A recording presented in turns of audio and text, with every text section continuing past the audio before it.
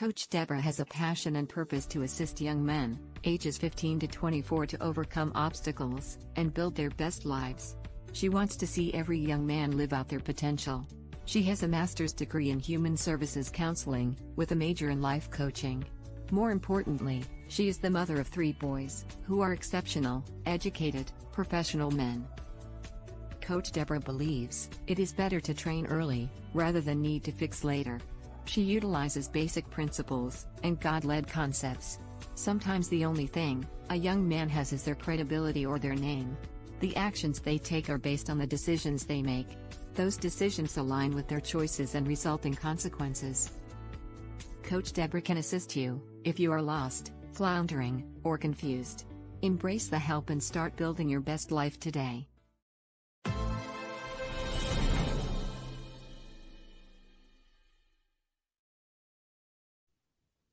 Happy Thursday, everyone. Guess what? It's coffee chat time. Chat time. Coffee chat with Deborah and Carol. We are super excited as always to be here with you today. We have a great topic that we're going to talk about, but we just want to say hello. We missed you. Last month, we had the mothers and sons seminar going on, so we didn't have an opportunity to be on. So we are super excited to be back on today, right, sis?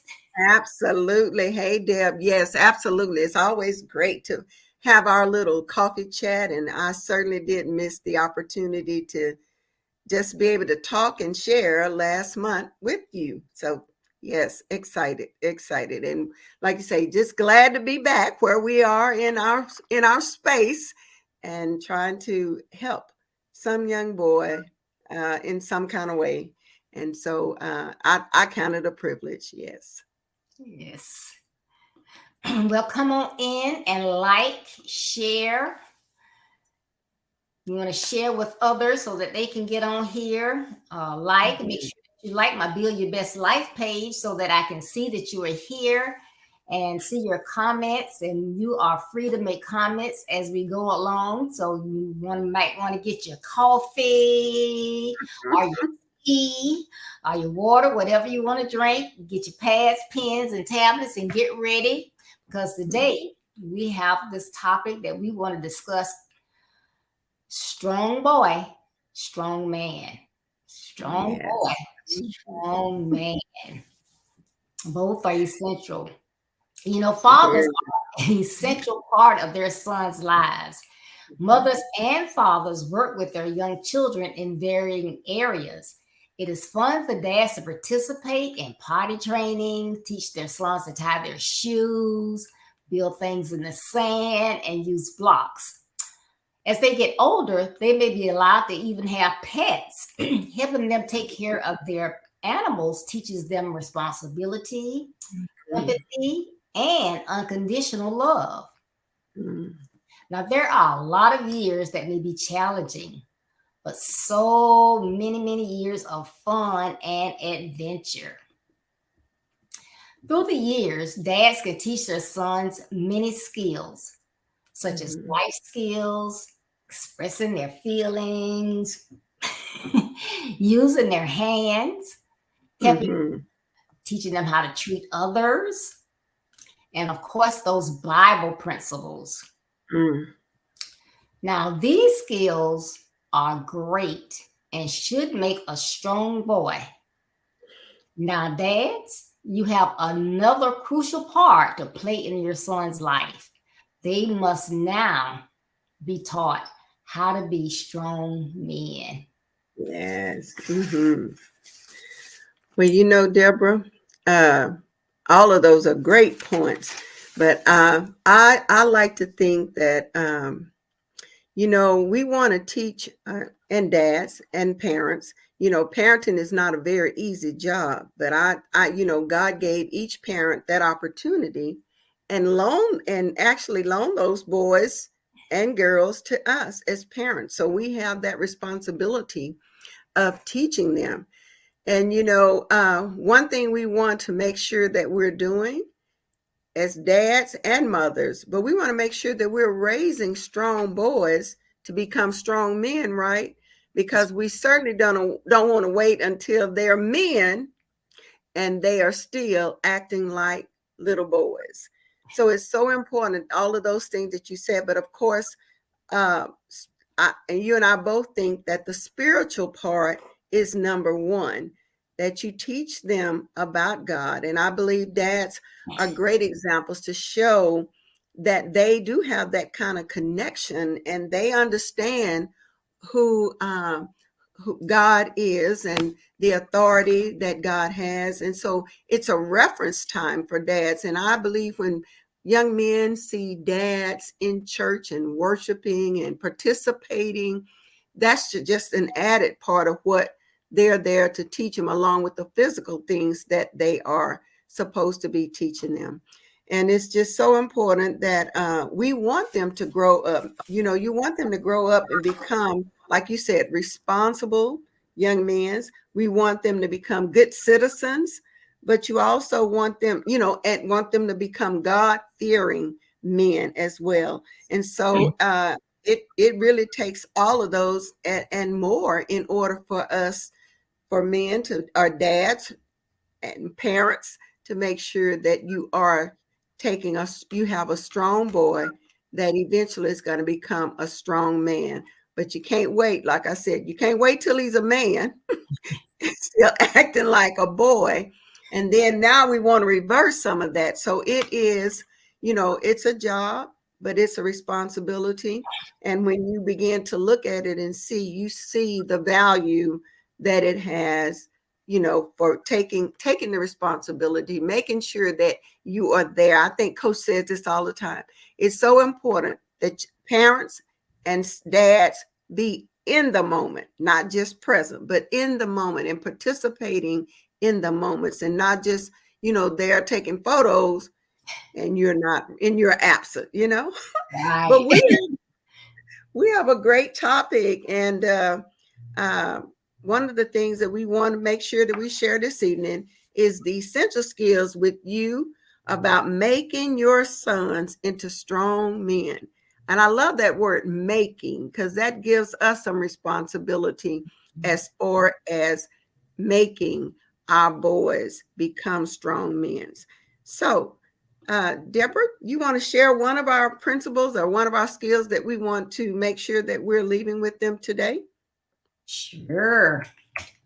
But first off, you know, we're talking about a lot about dads, but we should realize both are important or essential in your child's life. Exactly. But mothers and dads are different. So as dads are transitioning and teaching young men how to be, our young boys, how to be those strong men, they need to let them know. Now, there are some differences between your mom, females, and men. And, you know, that as me as your dad, your role model is a male. There are differences, and you need to note those. One of the things that young men will need to understand is that mothers and dads are critical in their lives. You know, that's the way God made it. He didn't just do it, you know, because he didn't have anything else to do. He did it on purpose. Yes. But they are different. There will be some things that they both can talk to the child about. Areas that the mom may have some expertise in, and then there are some areas that the dad will prefer to teach or may have expertise in. However, all of these are equally essential. All the information, because you cannot get enough or too much information as you are transitioning from being that child, that youth, into that man. So it's all important. But because your moms and dads are different, they teach various skills. So hopefully so my young men out there that may be watching, our parents, your son, will meet someone and will fall in love. And probably a little more than once, probably a couple times.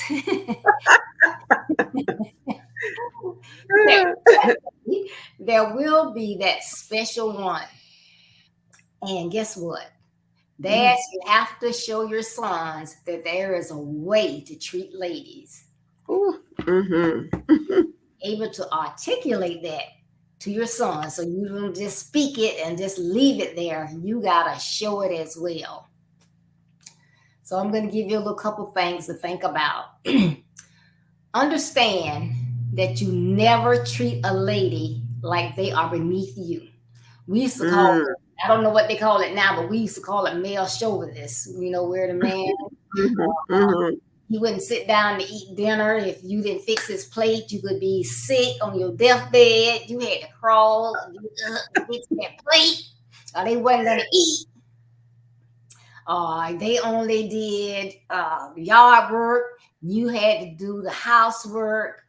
You wasn't supposed to go to work unless they wanted you to work. And if you got a job making more than they did, they'd have a fit. But that's not in today's society. Things have changed. You should be equal partners in an equal relationship, and you should have an understanding. Like, as an example, at my house, my husband and I both do the laundry. He starts out and he do so much Thursday night, and then Friday morning I get up, I change the linen, and then I do the other. So we do teamwork, and that's the way we do things. I don't do the yard work, but he does some of everything. But that's the way we work it out. So you work it out, but never say that that wife or that young lady is beneath you because you are male. Another one is how to be respectful. You have to respect young ladies. And when I say that, that's how you act. And, I'm the one, I believe in you opening doors and pulling out chairs. But one thing that when my son, I guess the youngest one, when he was like teenagers and whatever, and I would be out and hear people talking, and I would like, oh my goodness. Words that come out of your mouth. Young men calling their girlfriend something that sounds like witch, but doesn't start with a W. You don't do that. You don't do that. You call somebody that you're supposed to love a dog. You don't call them out your name. You should not want anyone else to call them out their names, and you shouldn't do that. That's being disrespectful. And so it's that dad's place to teach you. But what better way to teach you than how they treat your mom? Exactly. Because they can't disrespect mom and then tell you that you got to respect young ladies. It's got to be the same. So dads, this is why it's so important. This is another one that you can't say one thing and do another. Never lay hands on a lady. And I guess some of you say, well, what am I supposed to do if she hit me first? You probably bigger and stronger. You might just grab her hands and say, now, come on now. We're not going to pass this. Don't do that. But not going to hit them back. But she hit me. No, you're not going to do that. You get your keys and you walk away. Right. If you got to walk outside and count to 100, walk to the corner, come back, whatever you got to do. You never, ever put your hands on a lady. And that's your special person, your sisters, your mom, no females. You don't do that. All right. So dads, your son should not see you do anything like that. Isn't that right, Carol? That is That is so right. Absolutely not. That is probably one of the most disrespectful thing that a man can do as far as hitting a female. And of course, like you said, now some females will hit, but I think, like you're saying, Deborah, that I think there has to be some respect on both sides as well, because sometimes when it needs to be a little bit of my pastor called it a little what did he call it, loud fellowship in the household, then sometimes you got to take that one to the bedroom or get in the car or something, because that's not always a good way to to help boys, or just help them be able to express, because we know we're human, we're going to get angry, but we have to teach our boys how to handle that anger. And if they see us as parents blowing off and losing our temper, and just having a time where parents are just so out of control. I think that that's not a good way to neither parents to show our boys how they need to respond or how they need to act with as far as making them strong men. And it's not how loud we can scream that makes you look strong. It's not that. It's how you handle that situation when those kind of things are going on. And sometimes it's best to teach them how to walk away and not have to always have the very last word on those things. So I totally agree. There is a difference between mothers and dad, and we have to make sure that they know the difference, but also that they see the difference. Yes. But even looking at that, Deborah, talking about the difference between mothers and dads and the difference that they make, because like you said, they all bring something different to the table. That's how God created us to be. But also we want to teach our sons how to gain skills in perseverance. And so to me, both parents, and especially fathers, they do teach their sons perseverance. And one way is to teach them, parents, we have to teach them to not give up very easily, because we're going to always face some type of setback. They're going to be able to have, there's going to be times that they're not going to always win. And there's going to be times that they have to continue to work hard, and you teach them to strive to achieve goals. But I think both parents have to teach them the significance of setting goals. And even if it takes time for them to get it, you need to make sure that you're encouraging them to not give up and to be diligent, and to, even sometimes in our goals, we have to make adjustments. So teaching them to be able to persevere in hard times, bad times, good times, all of those are so important, because life itself, as we know, will give us some lemons. And so we have to teach them that when life gives you things that you don't want, you don't stop, you don't give up, you don't quit, but you may have to make some adjustments. And I always say you may have to go back to the drawing board, but you want to make sure that you're not giving up. And they see that in us. If there's times that we're going through a hard time, if there's times that we thought we were going to get a job and we didn't, and I'm big about those words, and we come home and we talk about the boss and talk about everybody in the workplace and those kind of things. What kind of example is that setting for them to learn the challenges, that when we have challenges, we have to, not always complain about it, but you got to pick yourself up, continue to fight for what you want. Don't give up, and don't know that. And I think you say this all the time. There's going to be barriers, there's going to be obstacles, and there's going to be times of delay. But we have to make sure that we're teaching them to press on, persevere, don't give up. And they learn that kind of thing, that when life gives us obstacles, that is an integral part of them learning how to handle biblical manhood. Because when they see that, like I said, the Bible says you can get angry, but don't sin. They see that you're angry, well, you're upset with somebody, or you didn't get what you want, and you don't pitch a fit. You don't punch holes in the walls and all that kind of stuff. So you teach them how to be able to look and see how they need to handle, and they're looking at parents. How are we handling that? And so it is not just a one-time thing. It's through our daily habits that we are teaching them how to persevere. Those moments, like I say, the moments of crisis, and to notice that when you see some crisis, ask them, talk to them, and ask them, what do you think you can do to better, or what is it that you think you didn't do? But, even allow them to talk out some things. So for me, a couple of things that I thought about that we can help them realize that they're, that all of our young men, we need to express to them how much potential they have. Parents, they need to hear from us, you have so much potential.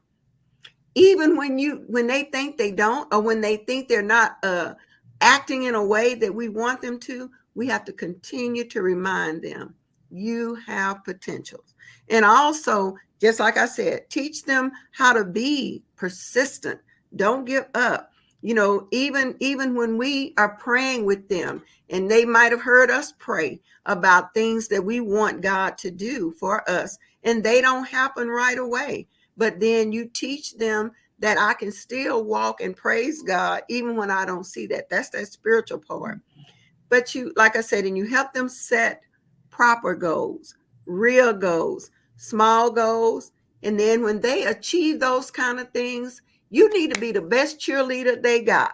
You got to make sure that you're, rooting them on, telling them that, that they, making sure they know that they are somebody. And then let them, here's one of the things I found that they said, we have to give them, and we teach them perseverance when we allow them to grieve. We grieve. So we need to let them see us grieve and talk about the disappointments and the failures. But then we don't want them to stay there, but we want them to know that that is okay. That we're going to have some times that things are going to be, that we're going to have to grieve about some things. And so what do we teach them? We teach them how to walk through that.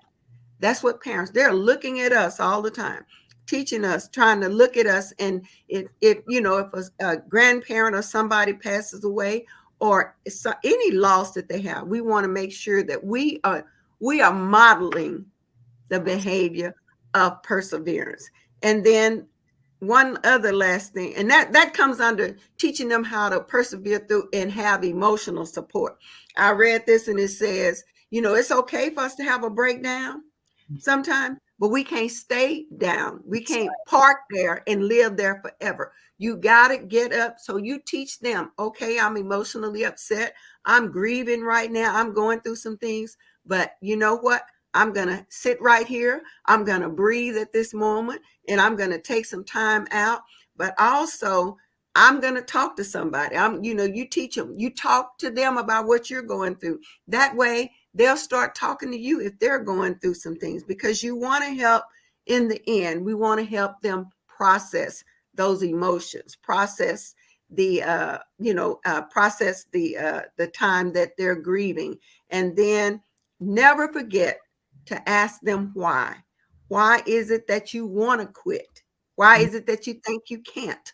Why? That we always talk about that why, but ask them, why do they feel that way? And then you let them talk through it, because that's important, that they're able to express what they're going through. So let them choose. Sometimes even persevering is giving them an opportunity to choose things that they want to do. I mean, it sounds like you don't let them have their way with everything, but you give them an opportunity to make a choice. Sometimes even with sports, because sometimes as parents, we want to put them in the sport we love and we think, but you have to let them choose.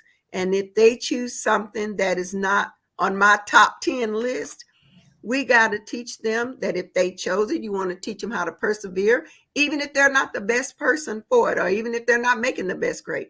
Teach them how to persevere, have a plan, and look and know that there's going to be challenges, and you have someone that you can come and talk to.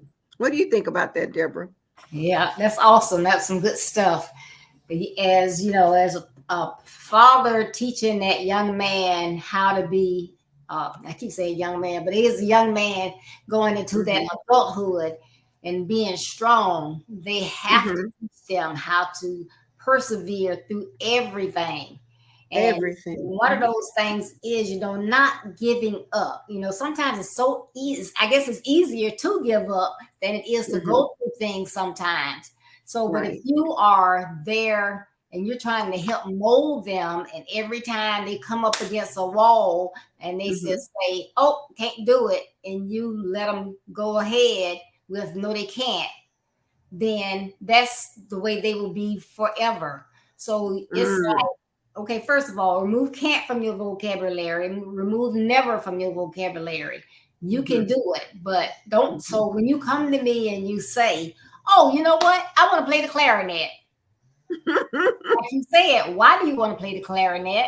Is it because your friend's playing it? Why do you want to play it? Because if I get this clarinet, you don't know how to play it, I'm going to have to either buy or rent your instrument. I'm going to have to provide you with some lessons, unless you're doing it through school. Oh, you sure that's what you want to do? So you don't allow them to say, oh, I want to do it, get the clarinet, and 2 weeks later, I don't want to do that. Well, guess what? You're going to do it. So you got to persevere through my money. You're going to persevere a good 6 months to see if that's really not what you want to do. Because I asked you why. So that's why it's not always good to just, whatever they ask you, say, okay, let's talk through it. You made a valid point. Why? Why is that? But, life happens. We know that. But you don't always give up. And parents that's why parents have to be transparent. You can't keep everything, your husband and wife, in a little box over here. We're not going to tell the kids that I hate my boss, and my boss always giving me a hard time, and I wish I could quit, but I got my family to take care of. Because, you have to let them know, you don't have to tell them all of that, but there are some things that are going on at work that makes me uncomfortable. However, I have to look at the big picture. So, do I stay or do I go? I had to do that once. Just getting on my nerves. And I had a boss. He didn't know anything about me, but he immediately told me, oh, you just average. And he talked to me the way he talked to me. I had never had anybody talk to me like that. And he was just beating on the table, and he was real big, and he was leaning over at me. And at the time, I didn't realize he was actually a lawyer. And it just made me cry. I mean, I could not help it. Tears were just rolling down my face because I knew what I did at work, And years. And so my friend, he did the same thing to her, my peer rather. Well, she retired early. And so I went to my financial planner, and we got all the numbers. And he said, yeah, you can retire. And I said, well, no, I'm not signing today. Let me think about it. So I was like, no, my youngest son was still in college. I did have my husband. He was okay with it. But I was like, no, I'm not putting anything additional on him. I know what I do. And I got a plan for my son. He's not going to graduate with all those student loans. So I stuck it out. So not only did this person tell me, hey, don't ever let anybody talk to you like that again. And he ended up not only rating me higher, but he actually promoted me before he left our department. So sometimes you can't just, you got to persevere. You can't just give up. You got to stop and think. Look at all the pieces and then make a rational decision. Like you say, the big picture, and like you were saying too, Deborah, you have to be able to, as a boy, your responsibility, like you said, if it's that clarinet, your responsibility to take good care of that clarinet. If you don't like the instructor, you don't like how they're handling you, then, like you said, you got mama on the backside saying you're going to play that clarinet for at least 6 months, huh? So you got to consider all of those things. And like you were going through that, you have to make sure that and you take, and when you got a family and kids, you have to make sure that you're not only looking at your inconvenience and what you're going through, but sometimes you do have to, what is it? I said perseverance is sticking to it, and you have to make sure you're sticking to what you said you were going to do and wait. Because what sometimes some people have done, they have a situation like you had at work, and they're so frustrated and angry.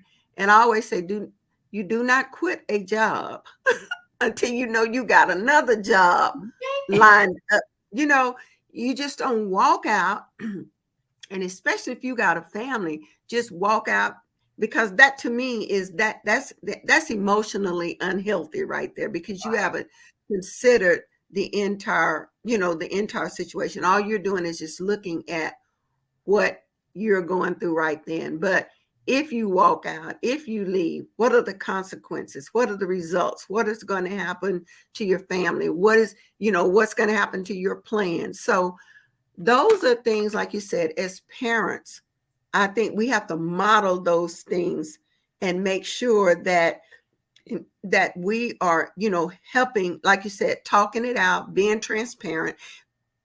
If you got fired, that's one thing, but you have to be transparent and let them know that this is going on. And then you let them know that if that person did get fired or something happened on the job and you had to leave unexpectedly, that's going to affect the entire family, especially if sometimes, like you say, women sometimes make more than men, but whatever. But you still have to think about that's going to be a loss in the family.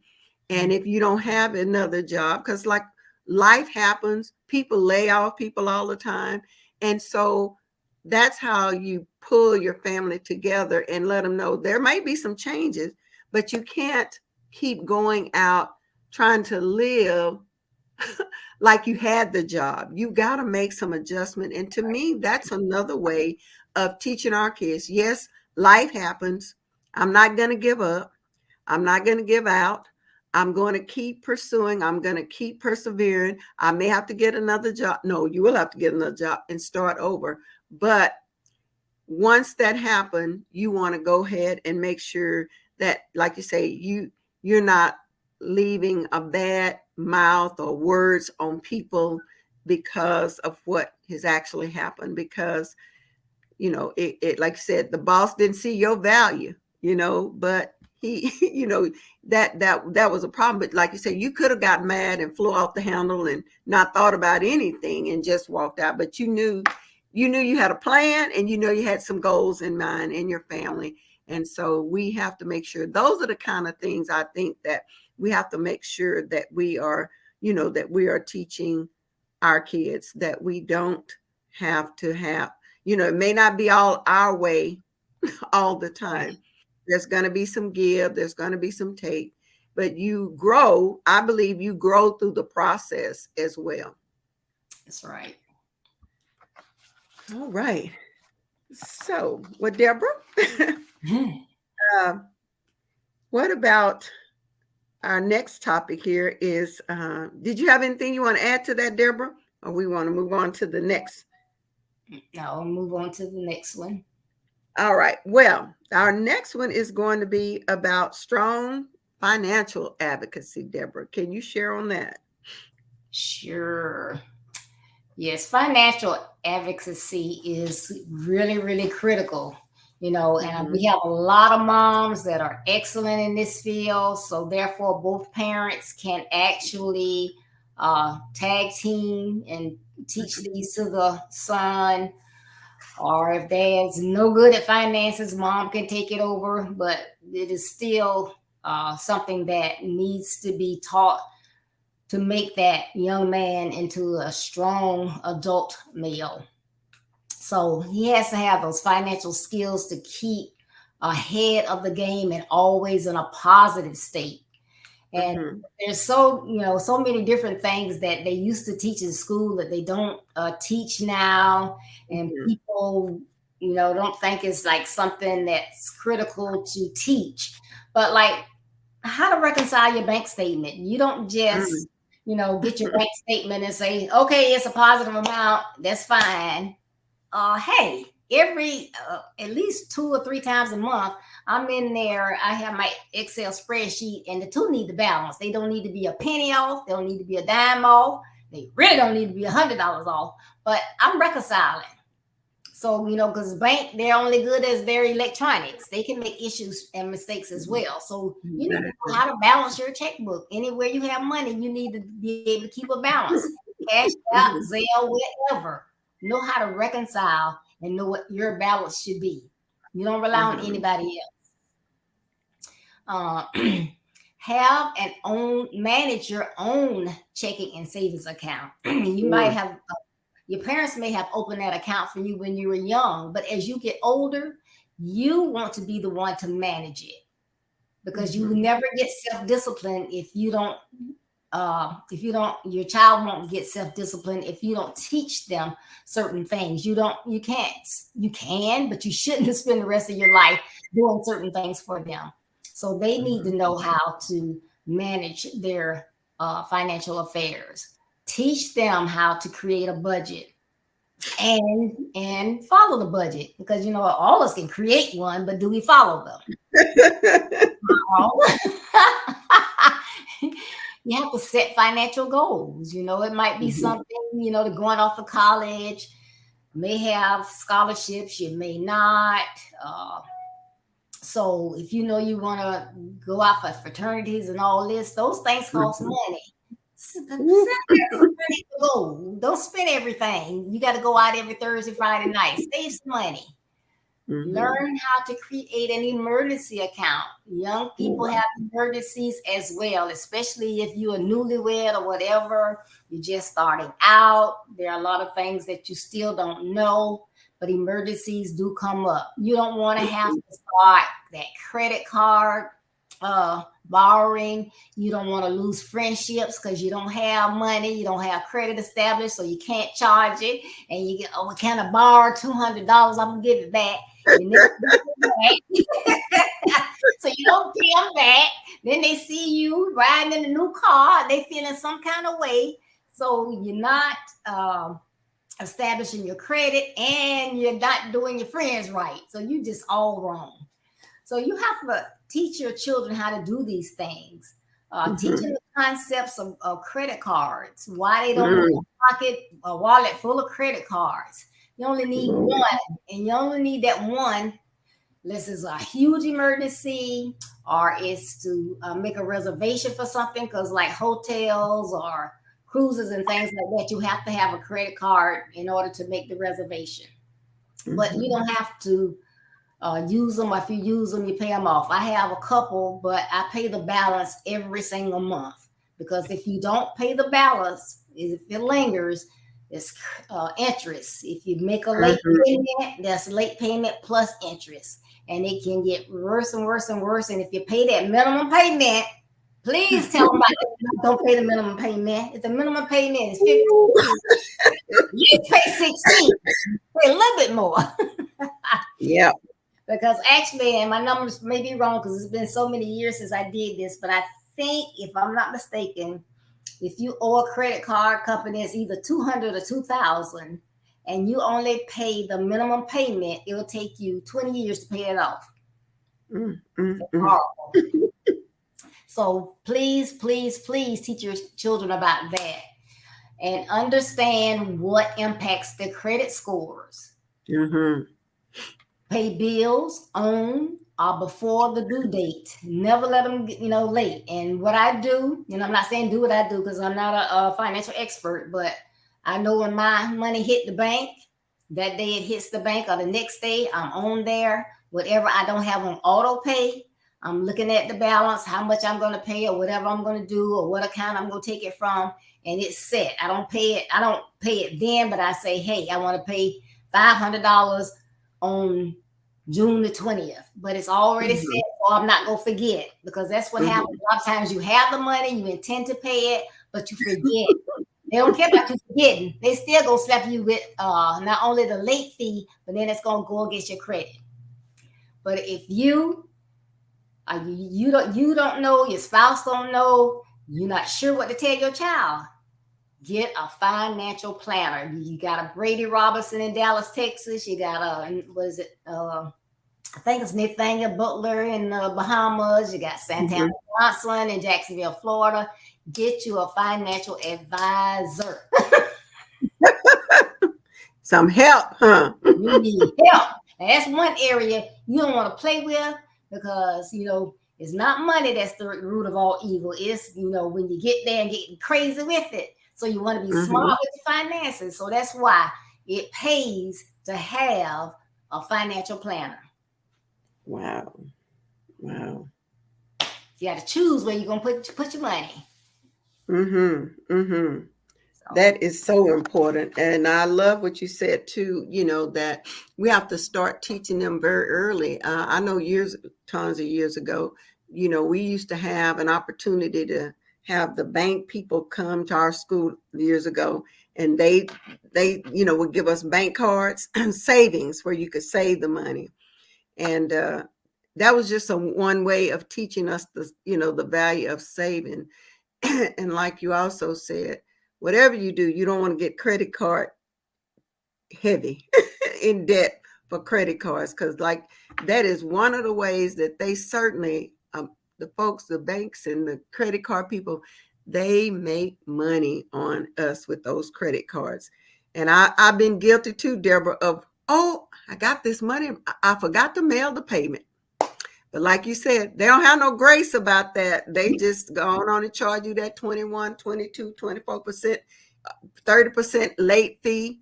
So yes, that is very important to make our boys, young men, strong men as far as their finances are concerned. And I also think, like you said, even with mothers, and we know that some people are much better than in running a household. And I think like we can't be so, this is a woman's job and this is a man's job. Whoever is most qualified to do the best thing for the family, that should be the person who's going to be the person that's going to do that. Like my pastor's wife, she does the yard. That's what she likes to do. He doesn't. So he does the cooking. So, it's the strength that person have. And I don't think it always has to be gender related as well. Yeah.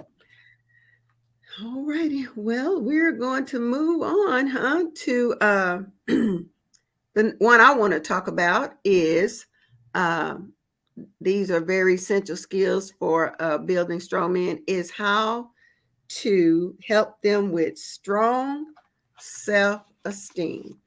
To develop that is called, and we're not talking about macho kind of stuff. We want them to have the God confidence, or the confidence that they need to carry them through life. To develop that, when I was reading this, it says boys' confidence come primarily through his father.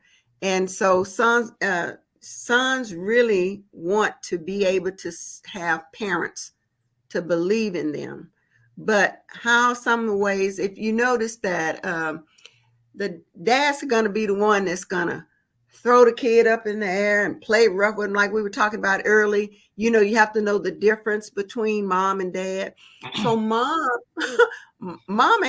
is going to be the one that's talk about, no, we want that safety. Dads may go out there and throw them up, or even mom may throw them around. I don't know. But the way that happens is that kid will look, and when you put them up, or they're climbing or something like that, and they look down, and at the first initial thing is going to be, they're going to be fearful of that. But when they look down and they see mom or dad with their arms up waiting to catch them, that's kind of like a little bit of some security there. But you know what? That is also teaching them a level of self-confidence, because they know that dad is there, they know mom is there, and that's going to be, a place for safety. And then maybe the next time they keep doing it, maybe they won't be so fearful, and they'll look at it as if it's fun, because mom and dad is there. They put me up high or throw me up in the air, but I know I can look down on, I know when I'm coming down, I've got the confidence to know somebody's going to be there to catch me. So that's just one way that we can look at, throwing those babies up. And those boys, they love that, because that's teaching them also another thing. That's teaching them how to be willing to take a chance. That's another thing. We want them to be able to grow into people that they're not afraid to take a chance, not crazy chances, but when boys take the chance and succeed in it, that's a way that they're learning. That's another way that they're learning, and has and it has to take them through some hard time, because sometimes some people are fearful of taking that next step. You got to go, but you're afraid to take the step because you do the what ifs. I don't know what's going to happen. What if this happens? What if that? But that's a level of confidence that, we want to make sure that our young men are getting. And so, and like I said, mom, we're kind of different than that, but it's very important that every young man learn how to gain some confidence, and that he's going to need later for the problem solving. It's so confident is a way that they're going to be able to just help work through some things that they need to work through, help problem solve, help put things out there in the beginning and learn how to work through and achieve some of those things. For one, we hadn't talked about, but even that, their confidence as far as how they approach young ladies, how they're going to approach the girls, that they know what's a respectful way, or they see somebody that they might want to talk to and they've already talked themselves out of it because a lack of confidence. So taking that chance and being able to see that I've succeeded with mom and dad, and I succeeded with my parents, then that will give me an opportunity to know that perhaps I can succeed. And even if the young lady turns me down, that does not stop me from being who I am. That I just, she said no, that's okay. There's somebody else that will say yes. And so you don't want to just give up and then you go into a shell and you're not going to do anything else. And another thing is important to teaching them self-confidence, is when they get ready to go look for a job. You want to make sure that they have that kind of confidence. Step out. This is, you've done your research on this job. You're qualified for it. Why not step forward and offer and go in presenting yourself as a very confident person, that that you're qualified, you can get the job done, but you don't want to let, like you were saying, Deborah, let anybody talk you down and talk you out of who you are and the plans that you've made. And then, like we said in the beginning, if they turn you down, that does not mean that you failed, because sometimes part of that self-confidence is that we want them to know failure can happen, but that's because failure happened, that doesn't define who you are. Failure means, okay, I didn't achieve this. What's next? What can I what can I do next? Or what is it that I can do differently? But it's not an opportunity to just give up. And so that takes us into even teaching them self-confidence, teaches them how to be leaders themselves. And we do want them to grow up and be strong men, because one day the table is going to turn and they're going to be in a position where they're going to have to teach their children, and they're going to have to be role models. Everybody may not be a parent, but you may be put in a position to mentor some young people. But you learn that self-confidence first at home, and you see that when you see your parents have that kind of confidence. They have the confidence for themselves, but also just helping them to know that you believe in them. I think that is so important, that you say to them, you believe in them, even if they are not, even if they are in a place where they are not. I think you build up on confidence. You see where they're lacking something, you talk about it. You make sure that you're allowing them to express and go back to that same thing. Why do you feel like you are not able to achieve this? So it takes all of that, and it takes moms and dad, to encourage our boys to climb higher. Don't give up. You got to go reach for that goal. Don't let people take your dream away. Don't let anybody talk you out of who you are, tell you who you are and who you're not. You have to know who you are first, and then that way you're able to build upon that. But I think as parents, we have to continue to reassure them as to who they are. All right. That's awesome. Yes, I think self-confidence is very important. And, another reason I think that dads have to teach their sons about self-confidence, when they go out, they should know who they are, whose they are, and they need to walk with that self-confidence, because you have people out there that like to take advantage of people, bully people, or rob people. So they're gonna they look at people. So if you looking like you're strong and you are watching your surroundings, they might bypass you. But if you like looking like you scared to death, you got your head down and all of this, like, oh, I'm gonna get that one right there. So your confidence is essential.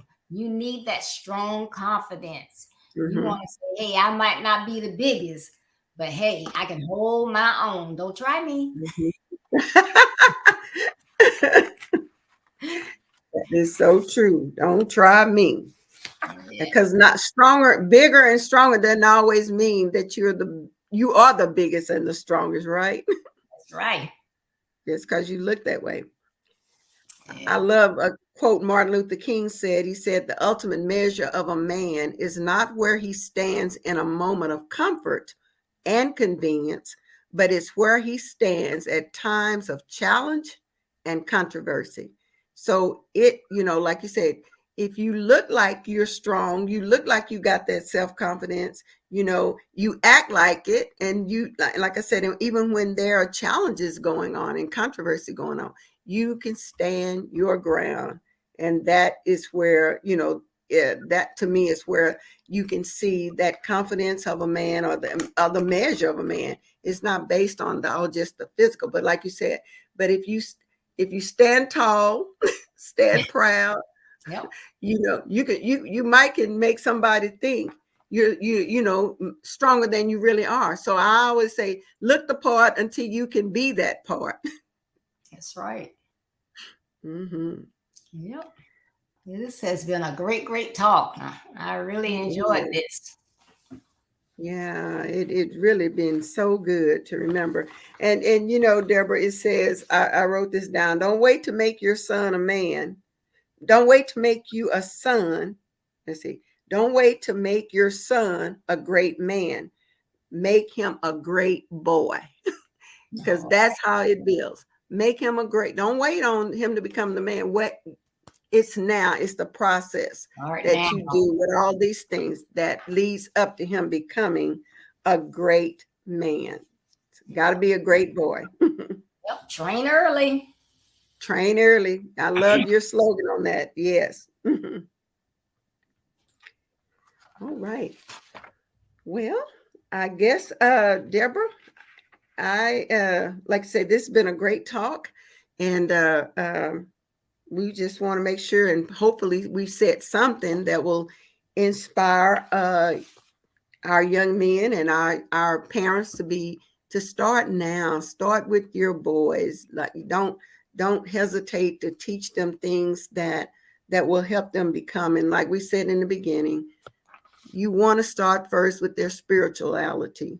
That's going to be key for them becoming, and for everybody in the family, is that we all grow together spiritually. And so while you're growing, they're growing. But I think when you present God as one of the most important person in the world, then we know then our responsibility as parents to start teaching them what God wants and start helping them become not only responsible to God, but their responsibility to men as well. And so it is a process. And like I said in the beginning, parenting is not easy. And sometimes we don't have the parenting manual. So the only manual we have is what's in the Bible, but it is a learning process for everybody. But what a blessing to be able to know that God has entrusted us with young people, with our sons.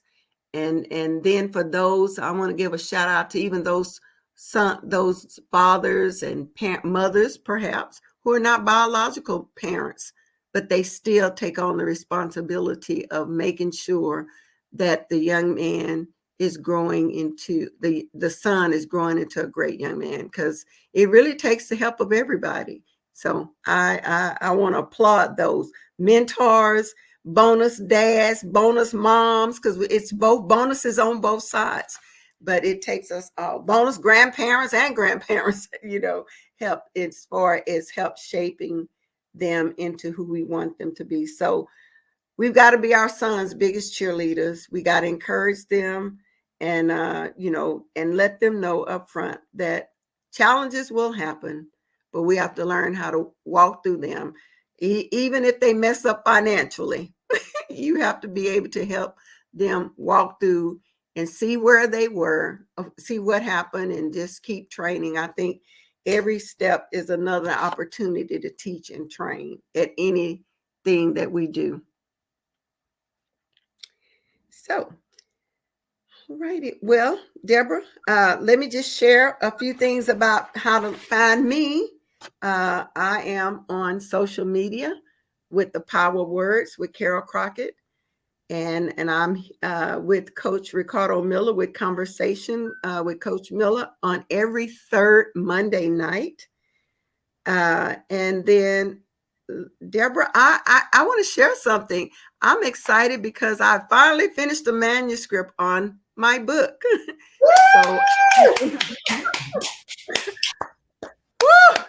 So I'm just about finished with that, and that should be coming up real soon.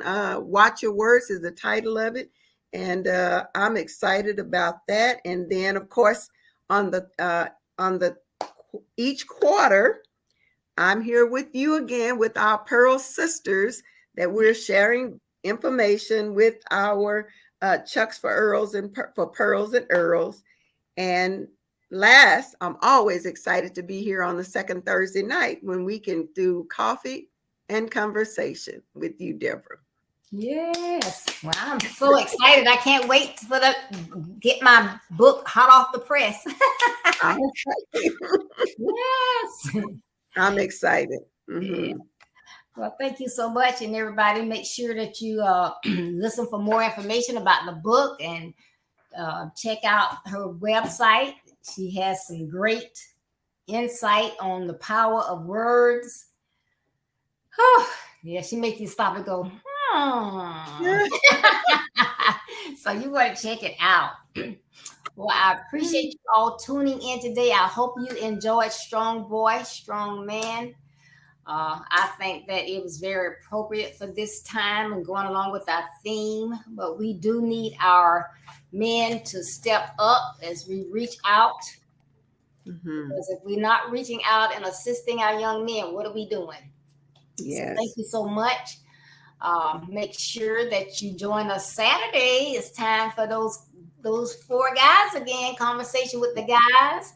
And they always have hot topics. And their topic was so hot last month that they had to put a part 2 on it. So they will be back Saturday with health benefits of waiting for marriage, part 2. So you don't want to miss it. That's going to be 9:30 a.m. Eastern Standard Time this Saturday, June the 10th. So make sure you tune in. And please follow me on my website, www.buildyourbestlife.org, www.buildyourbestlife.org, where you can read my blog that comes out each Monday. And you can also look at the services that I offer, which is speaking, consultations, webinar speaking, and as well you can get a copy of my book, Build Your Best Life.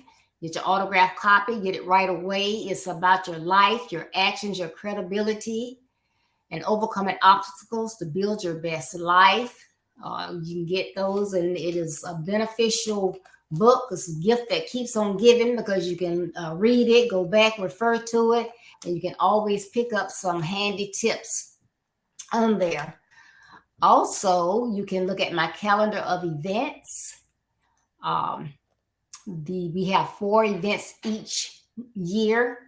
And in a couple weeks, about a week and a half, we have our second event coming up. And I want you to look at this. Check it out. Build Your Best Life with Coach Deborah D. Smith invites you to our 4th annual virtual Men and Boys Conference. The virtual event is Monday, June 12th through Thursday, June 15th at 6:30 p.m. Eastern Standard Time, each night on Facebook and YouTube. This year's theme is How Men Reach Their Sons. Special guests include Monday, Ricardo Miller Jr., Tuesday, Courtney Bell Jr., Wednesday, Pastor Herb Ford, and Thursday, Pastor and Coach Ricardo Miller. We are excited to have the perspective of different generations. We believe everyone will be able to gain fresh insight and years of experience in how men can reach their sons. This event will give you the tools you need to reach young men. Visit www.buildyourbestlife.org for more information. Well, I hope you put that on your calendar and you check us out. I know it's going to be amazing. I cannot wait. And you talk about seeing young men, they starting early. So we have 2 of our young men. I'm so proud to have them on this year. And then we have some seasoned men on. So it's going to be amazing. You got to check it out. So again, thank you so much for tuning in. I love this time with my sister. Yeah, and I love this time too. So we will see you in July. Absolutely. I had to think again. The time is going so fast. I know. We're halfway in the year. Yes. Halfway in the year. Mm-hmm. Yeah. Oh, and Carol and I, we forgot this, but you have to go on www.ricardomiller.com and sign up for his masterclass, which is going to be Saturday, the 10th as well. And Carol Crockett is going to be one of the keynote speakers, and I will be one of the keynote speakers. So you want to register and tune in for that this coming Saturday as well. It's going to be good. So we will see you next month on Coffee Chat, and I hope to see you Saturday. Be blessed. Right. Amazing day. Bye-bye. Bye.